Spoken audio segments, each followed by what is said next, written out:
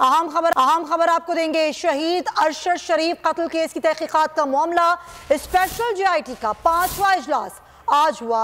इजलास में अरशद शरीफ का पोस्टमार्टम करने वाली पिम्स की टीम से पोस्टमार्टम के हवाले से ब्रीफिंग भी ली गई। मजीद सूरत हाल जानेंगे। एहतशाम अली अब्बासी हमारे नुमाइंदे हमारे साथ मौजूद हैं।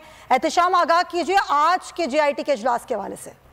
आज बिल्कुल शहीद अरशद शरीफ कत्ल केस की तहकीकात का मामला स्पेशल JIT का 5वां इजलास आज हुआ। इजलास में अरशद शरीफ का पोस्टमार्टम करने वाली पिम की टीम से मुलाकात हुई। टीम अस्पताल की जानिब से पोस्टमार्टम के हवाले से ब्रीफिंग दी गई है।